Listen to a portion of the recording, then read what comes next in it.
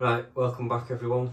In today's video we're going to be fitting the power unit terminal blocks, which is for DCC bus. It's going to be split into 4 sections for bus and 2 separate 12 volt power supplies, one for lighting or accessories and one for points. And we'll get straight on with it.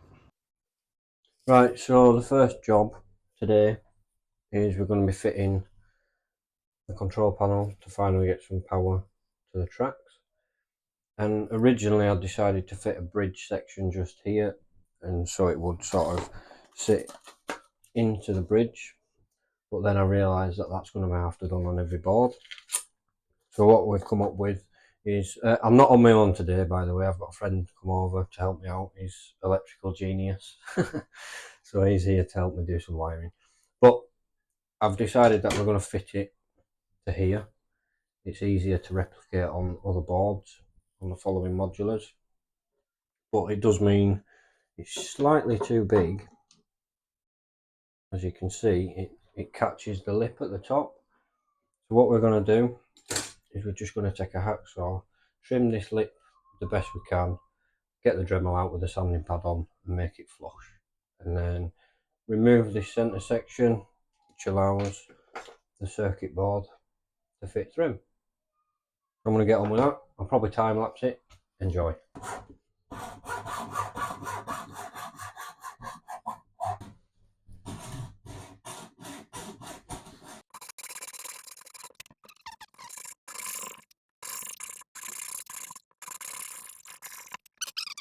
I'm not going to use the Dremel. It's a bit overkill. We're just going to use a sanding pad.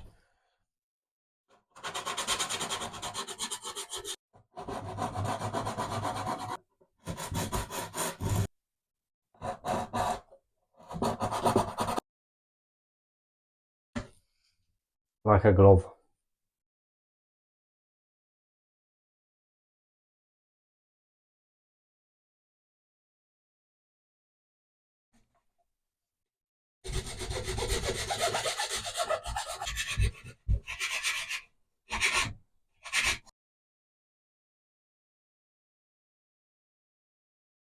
It's all been cut out, smoothed off as you've seen. I'll just show you how it fits. It's the right way around to start with, and it fits perfectly. So there's no play, there's very little play. It's completely flush.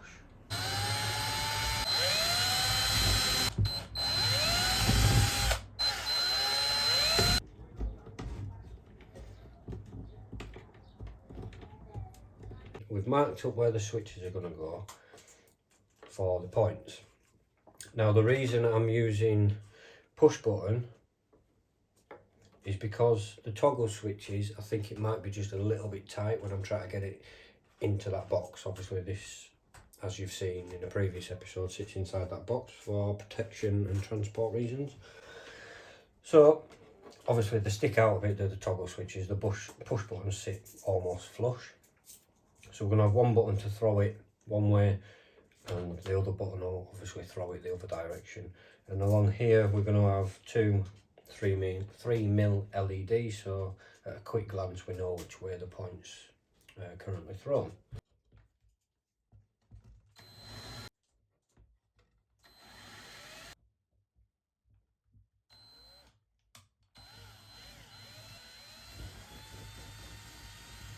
So there's two push buttons to throw the points, LEDs to show the operator which way it's currently thrown. I'm going to repeat it down here where this other point is, but I'll do that off camera. And then once we've got them done, we're going straight into wiring, and this is where Alan comes into play. Right, so as you've seen, this is all done and dusted. We've got holes drilled for the switches further down the board as well for the other point, which now we're going to start installing, getting ready for bus and things like that, which is then going to lead us on to fitting the switches.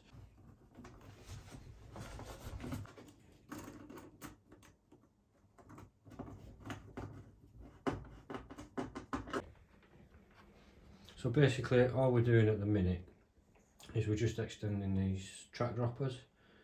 with the connection twisted round, soldered together, and then we're just going to cover it with heat shrink. Just protects it.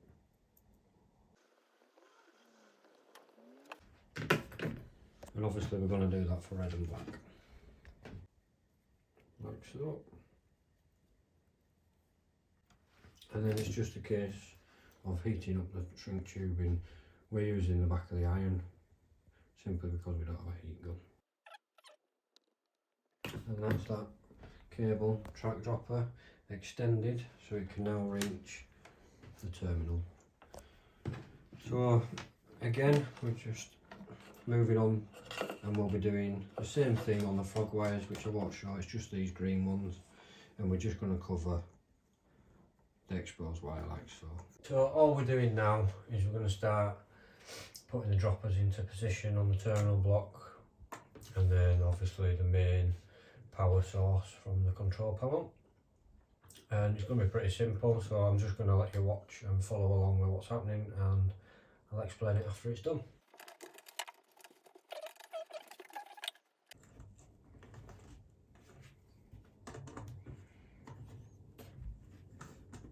So that's the main power section done, the main power source, and now the rest of them are all dropper wires, which you saw me wire in one of the previous videos from the tracks, and they're going to be going in the opposite side to the right colours.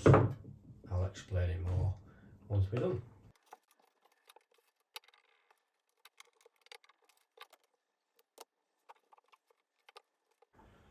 So with each set of droppers, for example, this one here is going obviously to the red and this is going to the black, but this one here is running to the first terminal, so we're going to obviously run this same red dropper to the first terminal of the black, and we'll just work our way down doing that with each dropper.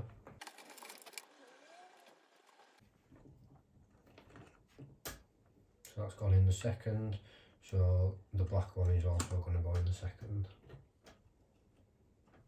We're doing two per terminal. Just saves a bit of space really for any add-ons we may need. One thing I will say is when you're doing these and cutting the cables, you don't want them to be bowstring tight. You want a bit of sag in the cables. You can always tidy them up afterwards, just don't do them bowstring tight.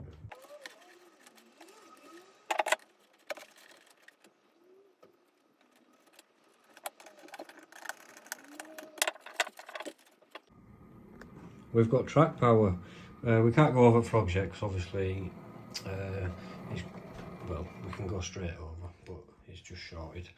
So because the frog juicer or the polarity switcher is built into the point motor, we've run out of time today unfortunately. So point motor is going to be next video, but we have got track power. And thank you very much for watching. Thank you to Alan for helping, and I'll see you in the next one.